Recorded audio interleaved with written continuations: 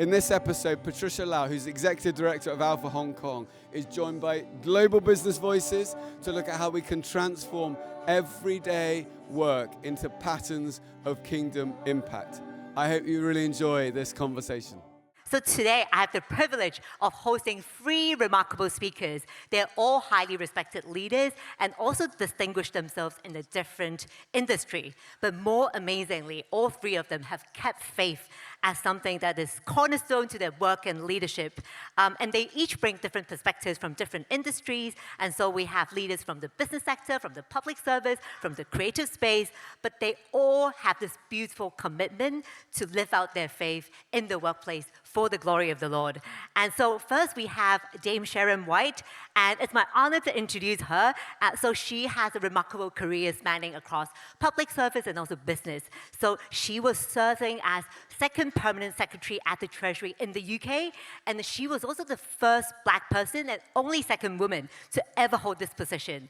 And see, she also served most recently as the chair of the John Lewis Partnership. And so throughout these roles, she has navigated complex challenges from the financial crisis to the pandemic. And we're also excited to have Henry Kaesner with us, who is an incredibly successful entrepreneur and investor. So Henry is a co-founder of Bandwidth, a communications company that he grew from a startup to bringing it public. And he's also principal at the Sovereign Capital that invests in faith-driven entrepreneur.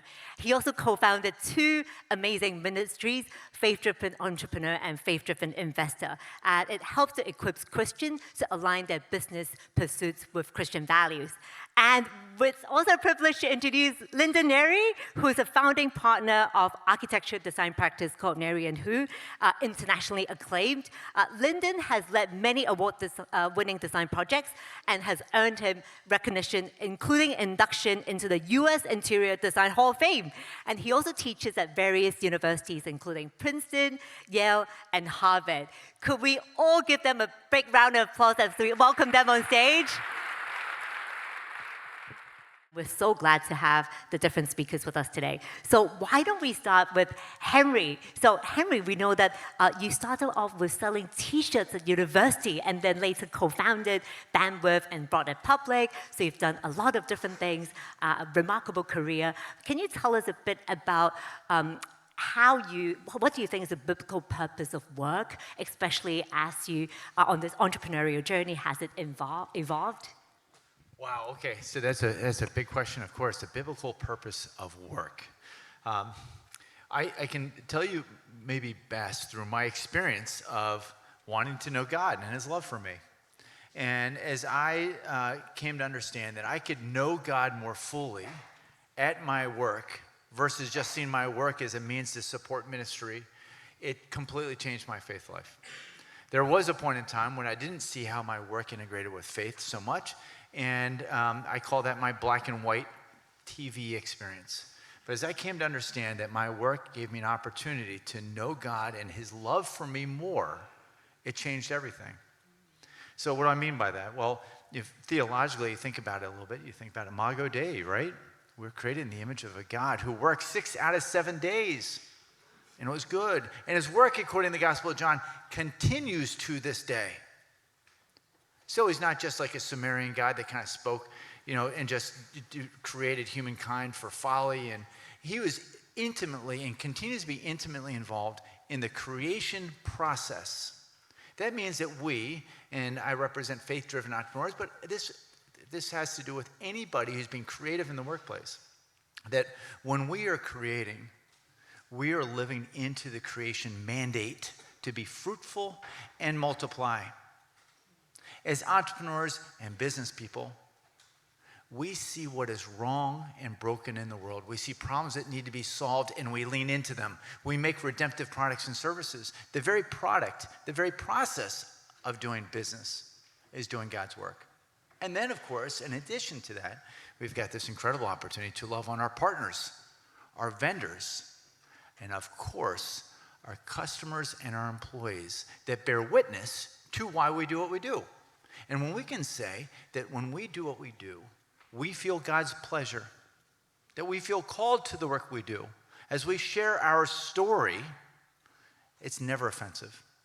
I'm not prescribing that should be your story. I'm not trying to be prescriptive or presumptuous about what God is doing in somebody else's life, but it frees them up as we share our story in the workplace. When we do work with excellence, as God did, it gives us an incredible opportunity to talk about the why of what we do, our story, and about how God has worked through us. And Sharon, your rise to leadership, it's quite remarkable. So you were the second permanent secretary of the Treasury and also chair of John Lewis, and especially in an environment where women and also people of color are underrepresented.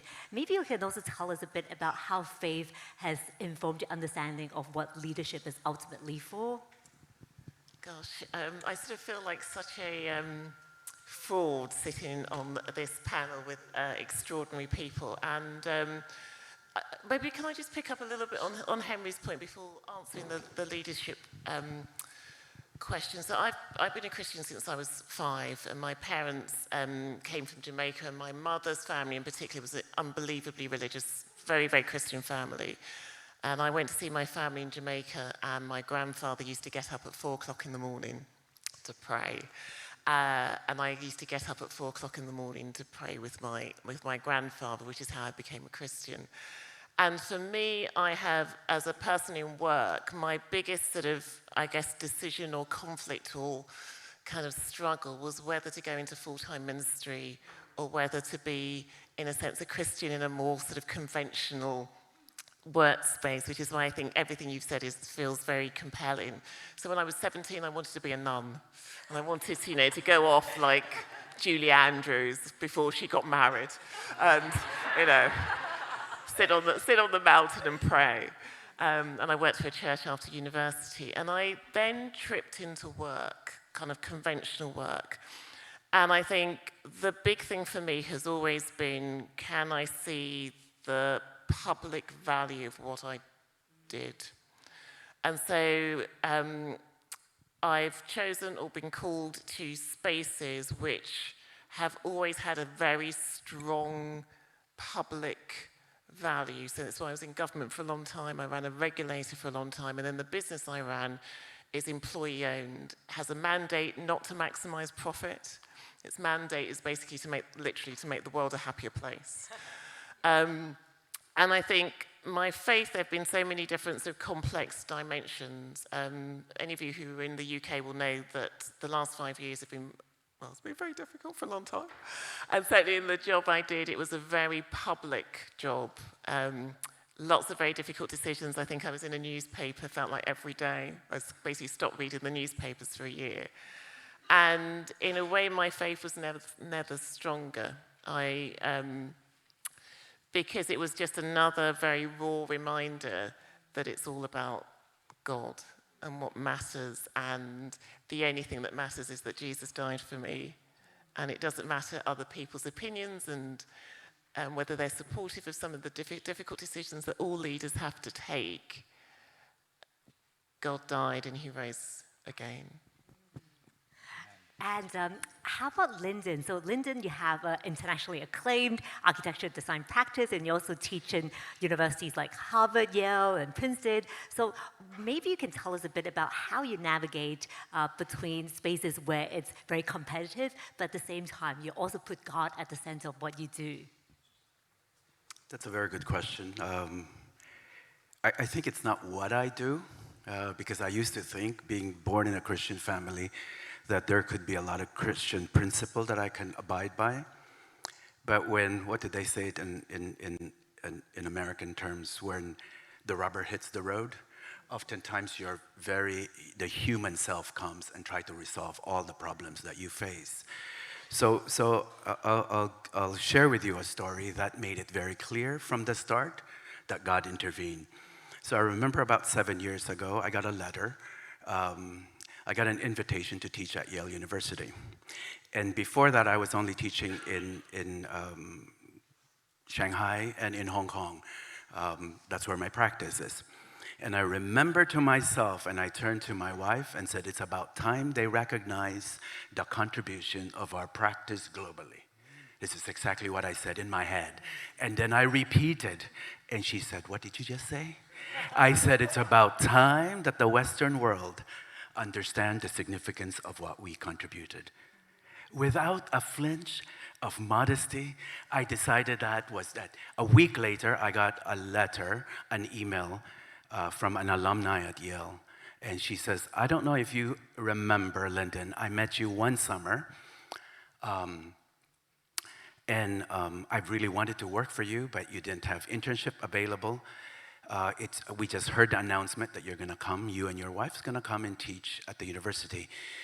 I just want you to know that for the last 3 years, a group of us Christians at Yale University have been praying for that they appoint an important architect, a fairly famous architect that would put God ahead of everything. Your appointment and your wife's appointment is a direct answer to our prayer.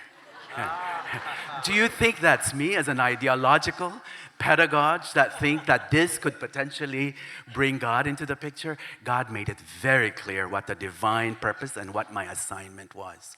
And she proceeded to tell me, we have, right before you go to New Haven, could you please stop by Hong Kong, stop by New York, and meet all the alumni at Yale Architecture School and join us in a fellowship. And please do us a favor, when you're in school, meet us every week. So that whole semester, every week, I was in a Christian fellowship that started with about 15 people. And just because everyone wanted to hear what we had to say, and I had to always preempt them by saying, I'm not going to talk about architecture when you come to fellowship. It grew to about 60, 70 people. I said, I'm only going to talk about the Christ I know. So that's what I call divine appointment, and a sense of humility that's instilled right on that brought me to my knees. So, Henry, a lot of times Christians, we feel the tension between excellence and also maintaining our faith principles in the workplace. Do you truly think that we can get the top of our game while not compromising on any of the Christian principles? Tell us more about that. Absolutely. Well, absolutely. I don't know that I've ever aspired to excellence. And by the way, talking about foolishness, I'm more foolish than you are. The entrepreneurs are very competitive. I thought that was very endearing what you said, but I have a lot of respect for the way that God's used you in your work. And I think we can all agree that when we aspire to any type of excellence, the only chance we have of real excellence is how it's hydraulically linked to our faith and knowing how loved we are. I have no chance of doing well at work if I come in and I think that I need to do it under my own power. So on the other side, if we don't do our work well, we don't have a great opportunity for witness. They're hydraulically linked. Francis Schaeffer was a Swiss-American theologian who once said, in effect, it's to the degree that we do our work well that we have an opportunity to witness and be heard. If we do our work with mediocrity, then we have a mediocre opportunity to share our faith. If we do it with excellence, people are like, what makes that person tick? How do they do what they do? That's incredible. And there's the way that they're able to stand up in the face of pressure. If our hope is in something else, we have that opportunity to do the excellence. But again, they're hydraulically linked. It's only when I can see God's purpose through my work and I can understand that I'm not just doing something in a spreadsheet or selling something to somebody or raising capital, but I understand that I have an opportunity to commune with the living God as I'm doing that it's holy work, creating an image of Him. That's how I get to the excellence. See how they're hydraulically linked? They go together. That's great. And in your career or in your journey as an entrepreneur, do you find it challenging to have to do that? Have you had to compromise some of the principles that you hold on to daily in the process of doing that? Yeah, I'll do a better job next time answering the question because you did ask that. That's right, yes. Yeah, I've never had to compromise them. Now, I've been tempted to. So we started a company called Bandwidth, and Bandwidth has been around for about 25 years. And at the very beginning, we talked about the fact that our faith was really important to us. That meant that we weren't going to do any business with the adult entertainment business, and we weren't going to do any business with scammers and spammers. And so 2 years in, we had a big deal that came through. It was the biggest deal that our company had ever done.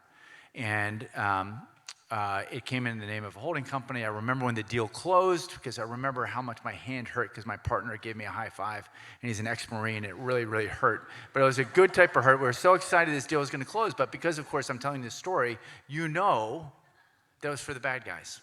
So we had an ethical challenge. But it wasn't whether we installed the circuit. We talked about our faith, and that was the underlying why of what we did. Our challenge actually was, do we pay a commission to the sales rep? The sales rep had done everything we had trained them to do, had done discovery and diligence. It came in the name of a holding company. It was only in the installation of the circuit that we came to find out that it was for the bad guys. That person had done their job, had worked tirelessly on the deal for several weeks. Their family was also, he probably got home, I know that he did, got home that night and high-fived his wife, right? And then all of a sudden the deal's poof. So a point in time when we had the least amount of cash was the time we paid the highest commission check we'd ever paid. Now we then changed the comp plan. We talked about it. We got better at discovery and diligence. We endeavored to be more excellent in how we did background checks, et cetera. But I believe that God used that, and that's not a prosperity gospel. There have been many hard times in the company.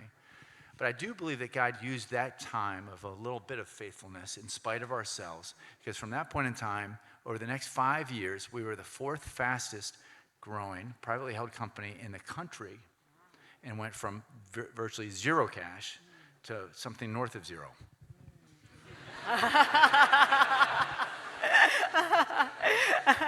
Amazing, amazing.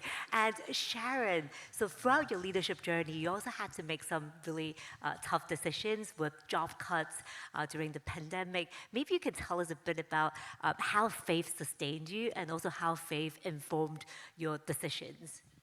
No, thank you. I was thinking back to your the slide that I found really difficult to answer. But all your questions are very difficult to answer. But the sort of put it in two mutually exclusive boxes: capability and kindness. And I think these things are so integrated. I don't think you can have excellence without showing up in a Christian way. I don't think you can be capable without kindness and values. And so just by way of context, the business that I was exec chair of for 5 years up until the end of last year is a big retailer in the UK. 70,000 people, 21 million customers, 12.5 billion pounds of revenues. And for various reasons, we got to a place that was very difficult financially. And I closed a third of our stores during COVID, made more than 7,000 people redundant. Really difficult, and very difficult in a business whose very foundation is about social purpose, social mobility, the importance of work. I mean, interestingly, it doesn't have a Christian foundation, but if you read the Constitution, it reads like a sort of New Testament version of the value of work. And so the kind of how, the dilemma of how you show up faithfully when you're saying to somebody that the vision of how you think your life is going to run has had to be curtailed. And I think you do it through kindness, and I think you do it through a lot of prayer, but also a lot of transparency and communication.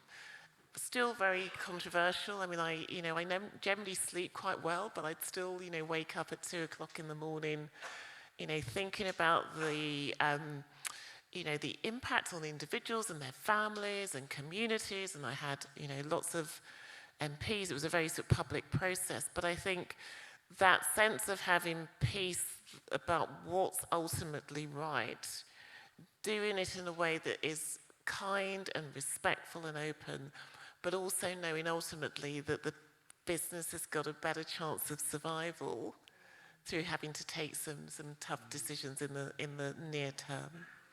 Yeah, because we know that even though the decisions were tough, but you turned around the business, so that was important. So, Lyndon, how about you? Why don't you tell us a bit about, have you had instances where your commitment to faith-based principles came at a professional cost? I'm not so sure if it's a professional cost, but definitely a decision I have to make. You had mentioned a while ago that about some of the awards. One of them was the Hall of Fame in design in America, and we were the first Asian, first Chinese practice that was unanimously voted in. This was 8 years ago, and it was a fancy dinner. There were 500 attendees, including Mayor Bloomberg, and we were told as we were walking up, me and my wife, we were told no politics, no religion. Thank your parents all you want. Thank your mentors and collaborators.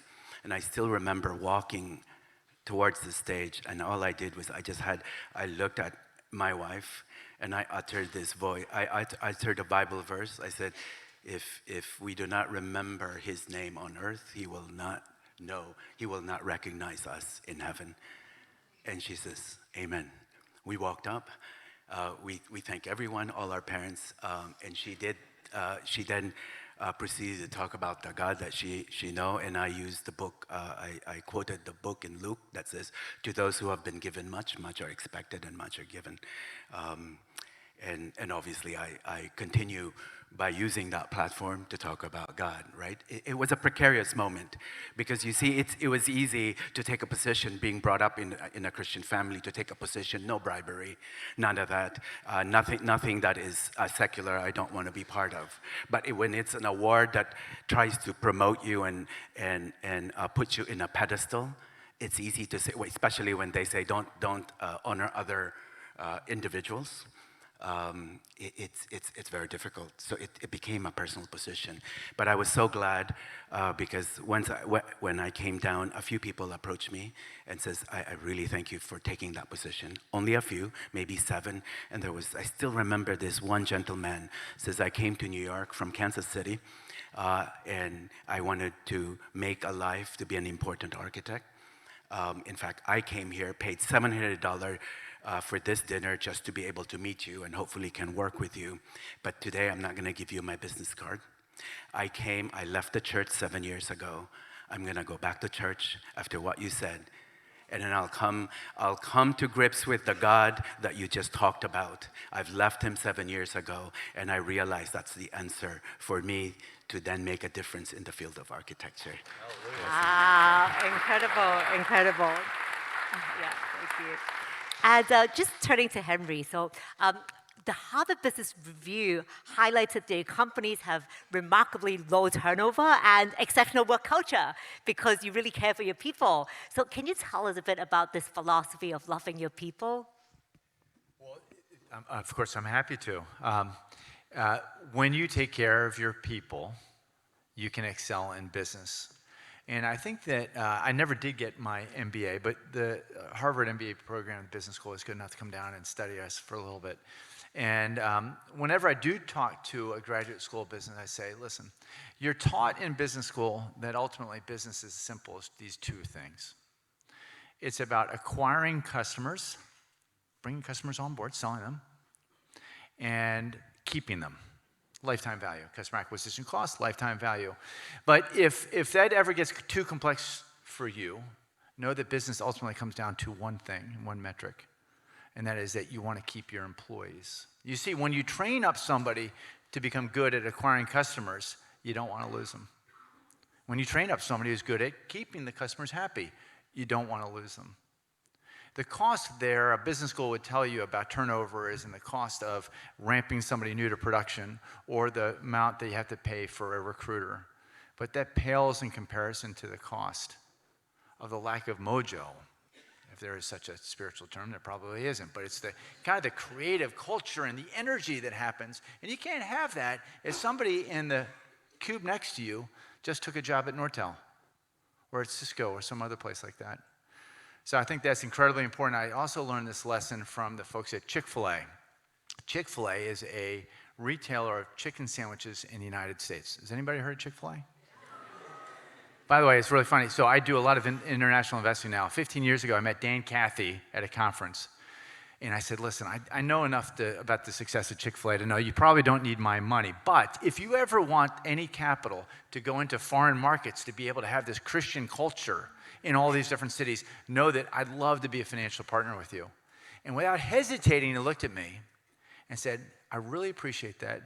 And I want you to know, this is a guy from Atlanta, Georgia. I want you to know, Henry, that next year, for the first time ever, we're going to go to 2 foreign markets. I'm like, really? He's like, yep, Boston and San Francisco. But I learned something. And you spent a lot of time in Boston. You know what I'm talking about. Okay. So one of the things that I learned from Chick-fil-A is they're known for delighting their customer. They hand you a chicken sandwich and you say, thank you, and say, it's my pleasure. How do you get that from a fast food employee? So I asked them, so how do you do that? Do you train for that? Do you screen for that? What does that even look like? And he said, well, we do some of that, and yet that's not what we focus on. We focus on instead loving our employees. You see, if our employee has to trip over an extension cord or walk a half mile to get to work, or we're ever late with their paycheck, it's kind of hard to say, it's my pleasure. So you love on your employees, love on them in a way that you can share your faith with them, your story, when you can pray for them in Jesus' name, and maybe you have an opportunity to have a corporate chaplain. When you love on your employees, they stay. And that is the magic to business success aside from divine providence. Amazing. And Sharon, so you've broken quite a lot of barriers, especially when you were working in the Treasury, and then you were the first Black person and also second woman to ever hold that second permanent secretary role. So could you tell us a bit about how being different has shaped your leadership philosophy? Gosh, I kind of feel like if we got about 3 hours this afternoon. So I started work in the late 1980s in the UK, and I was a public official for about 26 years, 27 years. And I remember the first day I walked into the Treasury. It was 1989. I was kind of I worked for a church for a year, and it was my first my suit didn't quite fit, my new shoes. And I walked in, and basically the only people who looked like me cleaned the loos and worked at the reception. There were, I think, in a sort of cohort of, I don't know, like a department of about 1,000 people at that stage. There was one woman who was on the kind of most senior ranks, and basically it was very few women. And I think faith plays an enormous part because I don't get my self-esteem from my workspace. I get my self-esteem from Jesus, who humbled himself even to death on the cross. And so, I have lots of amazing stories, and I also have lots of stories for those of you who are also minorities, when you step into a room and people think you're about to make the tea and you're about to chair the meeting.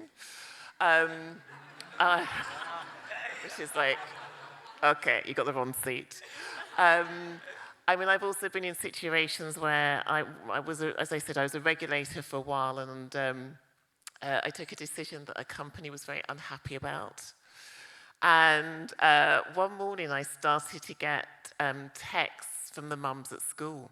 I thought, this is very strange. The kids were at school, hope everything's fine. And they said, oh, Shan, we're standing outside Waterloo Station, which is a big station in London, and there's a billboard poster of you. And there's a poster of you as a cartoon, wearing a leotard. And I can't remember, it was something like Sharon Consumer Champion. But basically was both unbelievably misogynistic and also very racist. And there would have been all sorts of legal shenanigans. And this basically happened for about 6 months. And so you also have those sort of moments, again, of reminding yourself where your value comes from. And those moments of, actually, what's the biggest impact you can have? Love, joy, peace, patience, kindness, goodness, faithfulness, humility, self-control. It's resilience that doesn't come from me, but resilience that comes from the Lord Jesus, and that takes you to the next step. So yeah, I've had enormous privilege in my career, and I've also had more moments than perhaps I would have expected, where the fact that you are such a minority and such a visible minority means, for me personally, I've had to draw on my faith in ways that, ultimately have been amazing and also have been, a little bit tough too. And are there any spiritual disciplines that really help you during those moments? It's interesting. When I had I had a very difficult moment about 18 months ago, and I don't know whether it's a spiritual discipline, but I was, my local church is an HTB plant I live in North London. And I used to come to main HTB years ago when I lived in central London. And I started coming back to HTB, and it's funny, I haven't been back to my old church. And actually there was something about the anonymity of being able to just be an ordinary member of the congregation. I'm always 5 minutes late, so I always miss the hi, who are you, and wherever. So I'm always sneaking in the back, and it's been fantastic. And I don't know whether it's a spiritual discipline, but it's been a way to re-engage in a way that's been very quiet. Don't know what the next chapter will be. I sort of feel there's more I need to give back to, my the community. But it's been an amazing privilege to have space. And Lyndon, maybe you could tell us whether there's been any instances where you really feel that God has done something that's really amazing and his faithfulness has surprised you in unexpected ways? I would say many times, but I think maybe I would like to share with you something more personal. About 12 years ago, my wife is also my business partner. The name of our practice is called Neri and Who. So I remember during one of the regular checkups, she had gone to Hong Kong. She had some problem with her eyesight, and she thought maybe it has to do with her heart or her peripheral vision. And I still remember during one of her regular checkup, and I had to go back to Shanghai because we have 3 young kids at that time. And Rosanna had called and said, my heart checked out all right, but there was a surprise. I have a 5 cm tumor in my head, and I need brain surgery, open brain surgery immediately. That was shocking to me. We were in the process, our architectural practice was becoming internationally well known. We were quite established. We had a lot of quite a regular client, and I still remember her saying, we need to make this decision really fast. And so I had consulted the doctor and had wanted to fly her to New York because I thought that was the best possible care. And they said that's just absolutely not even a possibility. So we end up in Hong Kong. And then I have a one-on-one conversation with the doctor because the doctor didn't want Rosanna to be in the room and said, I told your wife that this is quite normal. The chances is about 10 to 90%, 90% survival and 10% she'll have complication. But to you, I have to say it's more 70-30, meaning there's a risk of 70-30 having her being a basket case because her tumor is rather complicated. It's stuck on a particular artery. And if it's not properly done, she will be okay, but probably paralyzed or somewhat of a basket case. And that was the time, I knew God then. I had experienced God. God was amazing to me in more ways than one. But that was the first time. I have no relatives in Hong Kong. I was by myself. And then I realized my connection, the money I had made, the reputation I have up until then means nothing. I had to go back to the God I know. And all of a sudden became so real. He became the only rock, the refuge, the one that I needed comfort from. 8 hours, 10 hours of surgery later, she woke up, but obviously she was very different. We had to teach her how to walk again, teach her how to talk again. It took about 3 months before she fully recovered. But it's amazing. I can say she's now the chair of architecture at University of Pennsylvania. And amazing how God transformed that kind of condition.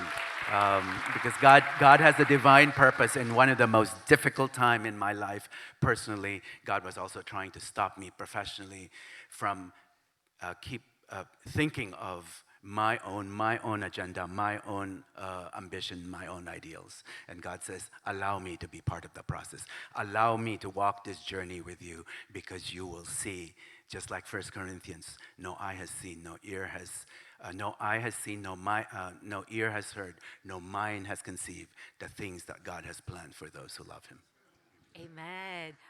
Now just turning to Henry again. So Henry, we know that you have a book that talks about marks of a faith-driven entrepreneur. So maybe you can tell us a bit about what do you think are the essential traits of a faith-driven entrepreneur? Great question. Great question. We have a ministry called Faith-Driven Entrepreneur, and we use content and community to be able to, so storytelling and some teaching and community, to be able to encourage networks of faith-driven entrepreneurs around the world. We have a wonderful leader here in the UK that runs Europe. SL is right up here. And in these groups, we get together and we talk about these marks of a faith-driven entrepreneur. You can think of them as principles or values. And it starts off, and you heard me mention the first one, which is the call to create. So the very work that we do as entrepreneurs is holy and a chance to commune with the living God. And there are lots of them, and maybe I'll touch on a couple just real quickly. To be joyfully generous, understanding that we're stewards versus owners. To endeavor to be faithful instead of willful. As entrepreneurs, we tend to try to do things under our own power, and there's being able to share just love in deed and love in word, and a bunch of them. But the one that I want to camp out on just briefly, and I really do think it's the most important thing, is the second mark that we have.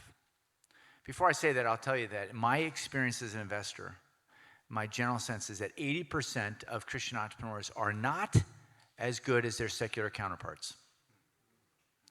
They have some level of dissonance in their work. Some of them struggle with many of the things we've been talking about in this very, very, very cool survey, which is thinking that, okay, so I've got this job, but I don't really know how this really matters to God, so the money I make, that's what really matters, okay? Or I leave work at 5 o'clock so I can go volunteer. Now, volunteering is great, but when there's a dissonance as you try to reconcile ambition, and you struggle with money, and you haven't really sorted that all out, it puts you at a disadvantage to some of the secular entrepreneurs that are completely clear about their North Star.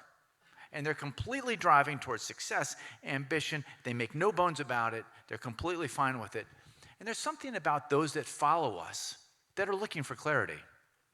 However, if you as a Christ follower can understand that when God looks down from heaven at you, he doesn't see an entrepreneur that is growing at 20% month over month, or one that is shrinking 10% month over month.